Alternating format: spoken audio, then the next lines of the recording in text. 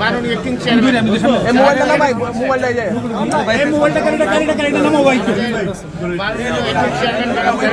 নিয়ে আসছেন,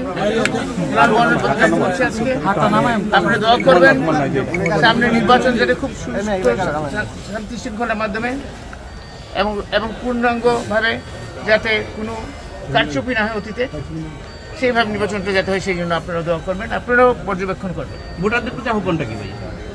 ভোটারদের প্রতি একটাই আহ্বান, আপনারা আগামী দেশকে গড়ার জন্য সবার আগে বাংলাদেশ, সেই স্লোগানকে বিশ্বাস করে একটা প্ল্যান আছে, আপনারা নিশ্চয়ই জানেন, শুনেছেন, সেই প্ল্যানকে বাস্তবায়ন করার সুযোগ দেওয়ার জন্য আমি আহ্বান। একটা কথাই বলবো, আমি যদি বেঁচে থাকি ইনশাআল্লাহ তাআলা আগে অনেক বেশি করার চেষ্টা করবো, কারণ এখন আমার দ্বিতীয় জীবন। এই দ্বিতীয় জীবনে আমার একটাই লক্ষ্য, আখেরাত। দ্বিতীয় লক্ষ্য হচ্ছে উন্নয়ন, এলাকার জনবাসীর জন্য। 3 নম্বর আমার পরিবার। নিশ্চয়ই আমি কতটুকু করবো বুঝতে পারতেছি না। আমার ভাই ভাবি মনোনয়ন সংগ্রহ করেছিলেন, জমা দিবেন কিনা? এটা আমি এখন বলতে চাচ্ছি।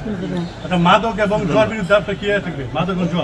মাদক এবং জুয়া কোনো অবস্থাতে ইনশাআল্লাহ তাআলা আমার 3 থানাতে আমি হইতেই দিব না।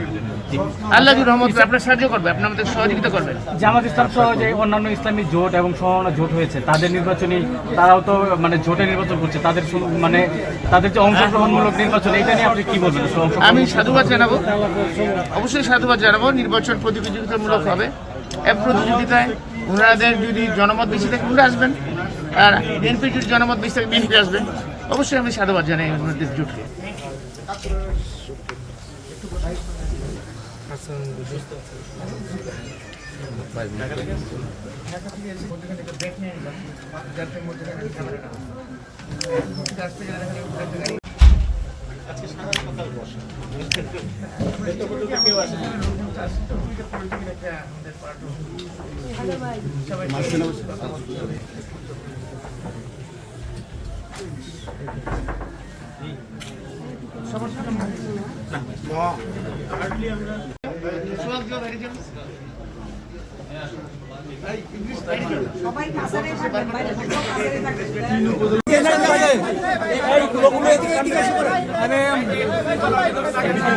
এইদিকে আসেন।